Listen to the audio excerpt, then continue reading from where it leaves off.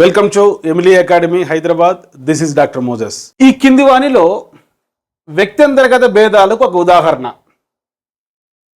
ఏ మరియు బిలు ఇచ్చిన ఒక సంగీత ప్రదర్శనలో బి చాలా బాగా చేశాడు.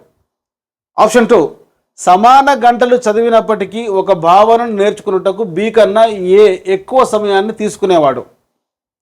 ఆప్షన్ నెంబర్ 3, చదువు మరియు ఆటల్లో ఆసక్తి ఉన్నప్పటికీ ఏ ఆటల్లో ఎక్కువగా రాణించేవాడు. ఆప్షన్ నంబర్ 4, బి తన సమవయస్కులతో ఎప్పుడు పోట్లాడుతాడు కానీ ఏ నిశ్శబ్దంగా ఉంటాడు. ఎప్పుడైనా ఒక ప్రశ్న చదివినప్పుడు ఆ ప్రశ్న ఏ సబ్జెక్టుకు సంబంధించింది, ఏ టాపిక్కు సంబంధించింది, ఏ కాన్సెప్ట్కు సంబంధించిందో మీరు అవగాహన చేసుకోవాలి. ఈ ప్రశ్న ఇక్కడే ఉంది, వైయక్తిక భేదాలకు సంబంధించింది లేక వ్యక్త్యంతర్గత భేదాలు, వ్యక్త్యంతర భేదాలకు సంబంధించింది. దీన్నే మనం ఇండివిజువల్ డిఫరెన్సెస్ అంటాం. ఈ ప్రశ్న ఒక అప్లికేషన్ బిట్.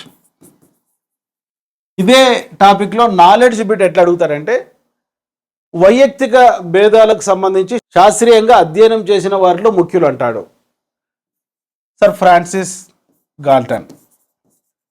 ఇంకా ఒక విధంగా బిట్ అడగాలంటే, సర్ ఫ్రాన్సిస్ గాల్టన్ వైయక్తిక భేదాలకు సంబంధించి రాసినటువంటి రచన an inquiry into human faculty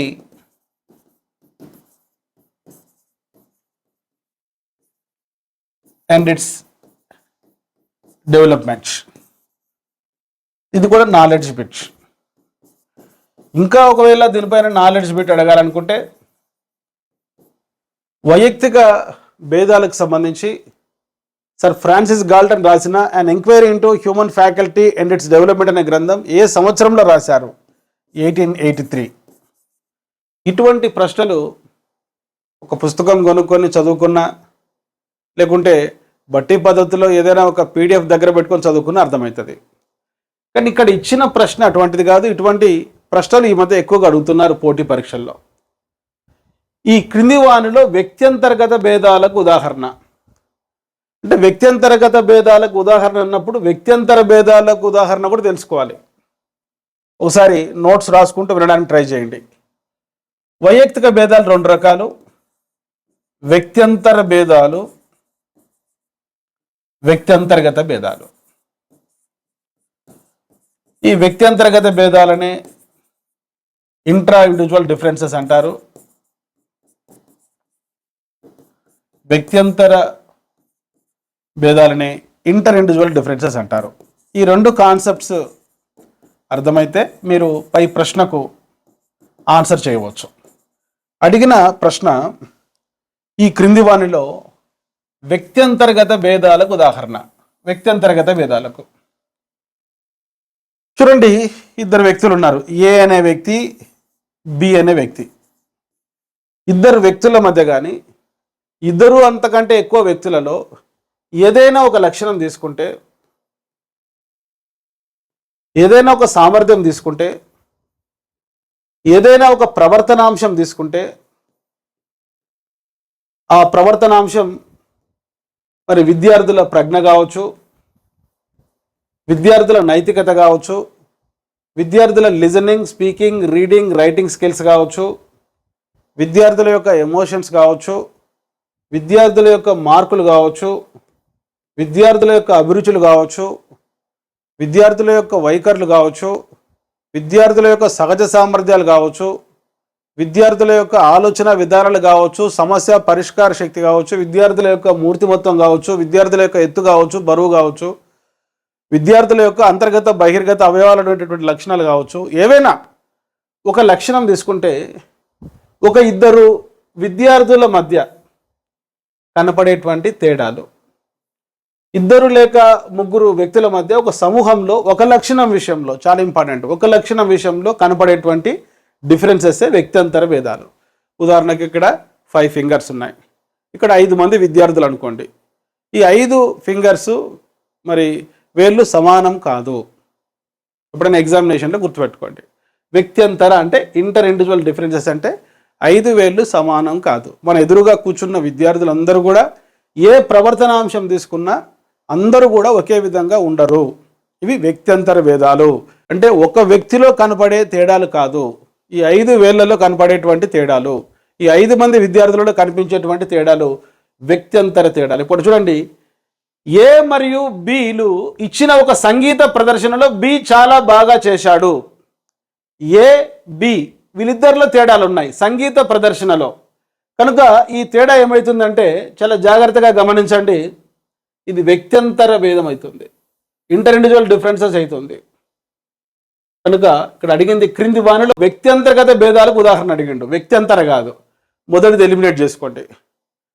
రెండవ ఆప్షన్, సమాన గంటలు చదివినప్పటికీ ఒక భావనను నేర్చుకున్నట్టుకు బి కన్నా ఏ ఎక్కువ సమయాన్ని తీసుకునేవాడు. ఇక్కడ సమాన గంటలు చదివారు ఇద్దరు, ఏ మరియు బి. ఒక భావన నేర్చుకోవడానికి వీళ్ళ అభ్యసనంలో తేడాలు ఉన్నాయి, బి కన్నా ఏ ఎక్కువ సమయం తీసుకుంటున్నాడు.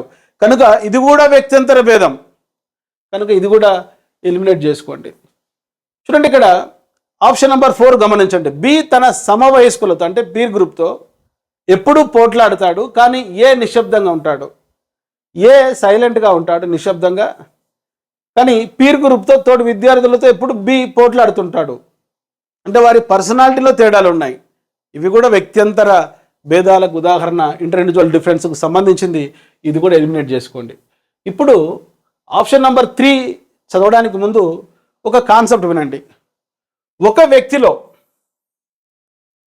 2 లక్షణాల విషయంలో కనపడేటువంటి డిఫరెన్సెస్, 2 లక్షణాలు కావచ్చు, 2 సామర్థ్యాలు కావచ్చు, 2 ప్రవర్తనాంశాలు కావచ్చు, ఏదైనా 2 అంశాలు తీసుకుంటే ఆ 2 అంశాలు ఒకే విధంగా ఒక విద్యార్థిలో ఉండవు. ఉదాహరణకు హోవార్డ్ గార్డ్నర్ చెప్పినటువంటి 8 ప్రజ్ఞలలో భాషాపరమైన ప్రజ్ఞ, గణిత తార్కిక ప్రజ్ఞ, దృశ్య స్థలభావ ప్రజ్ఞ, సంగీత ప్రజ్ఞ, శారీరక స్పర్శాగతి ప్రజ్ఞ, వ్యక్త్యంతర్గత ప్రజ్ఞ, వ్యక్త్యంతర ప్రజ్ఞ, ప్రకృతిపరమైన సహజ ప్రజ్ఞ, న్యాచురలిస్టిక్ ఇంటెలిజెన్స్, 8 రకాల ప్రజ్ఞలు ఒక వ్యక్తి బ్రెయిన్లో ఒకే విధంగా ఉండవు.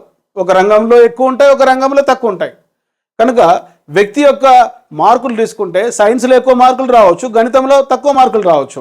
సహజ సామర్థ్యాలు తీసుకుంటే ఒక వ్యక్తిలో సంగీతంలో మంచి సాధన ఉండవచ్చు, చిత్రలేఖనంలో మంచి సాధన ఉండకపోవచ్చు.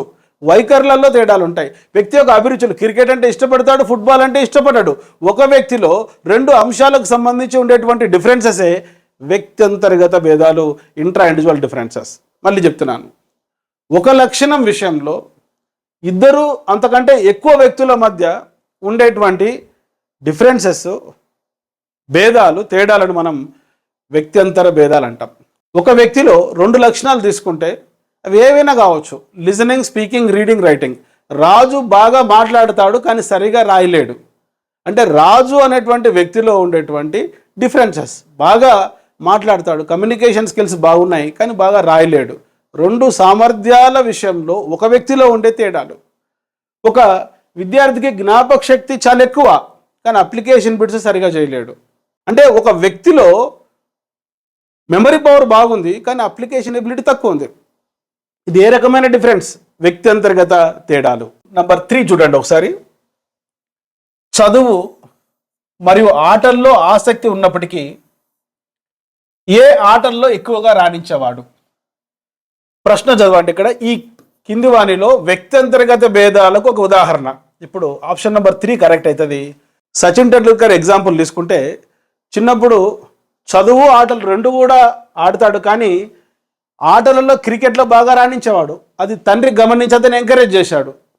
కనుక ఈనాడు భారత క్రికెట్ చరిత్రలో ఒక లెజెండ్గా మిగిలాడు సచిన్ టెండూల్కర్. కనుక ఈ వీడియో చూస్తున్నటువంటి కాబోయే టీచర్లు, విద్యాధికారులు, విద్యార్థిలో ఏ సామర్థ్యంలో ఎక్కువగా ప్రతిభ ఉంది, ఏ సామర్థ్యంలో రాణించగలుగుతున్నాడో ఆ సామర్థ్యాన్ని ఎంకరేజ్ చేస్తే అతను ఒక ప్రొఫెషనల్గా మారుతాడు. అంతేగాని మార్కెట్ డిమాండ్, కోర్సులను బట్టి, తల్లిదండ్రుల యాటిట్యూడ్ని బట్టి, తోటి బంధువులు, స్నేహితుల పిల్లలు చదివే కోర్సులను బట్టి మనం చేర్పించకూడదు. ఇక్కడ కాన్సెప్ట్ ఏంటంటే జాగ్రత్తగా గమనించండి. చదువు మరియు ఆటల్లో ఆసక్తి ఉన్నప్పటికీ ఏ ఆటల్లో ఎక్కువగా రాణించేవాడు, ఇది వ్యక్త్యంతరగత భేదాలకు ఒక ఉదాహరణ, ఇంట్రా ఇండివిజువల్ డిఫరెన్సెస్. కనుక ఇక్కడ ఆన్సర్ వ్యక్త్యంతర్గత భేదాలని తీసుకోండి. ఈరోజు క్లాస్లో నేను దాదాపుగా చాలా ఎగ్జాంపుల్స్ చెప్పాను, 2 కాన్సెప్ట్స్ ఎక్స్ప్లెయిన్ చేశాను. ముఖ్యంగా వైయక్తిక భేదాలు అంటే ఏమిటి, వైయక్తిక భేదాలు రెండు రకాలు, వ్యక్త్యంతర భేదాలు, వ్యక్త్యంతర్గత భేదాలు. వ్యక్త్యంతర భేదాలు అంటే 5 ఫింగర్స్లో ఉండేటువంటి తేడాలు.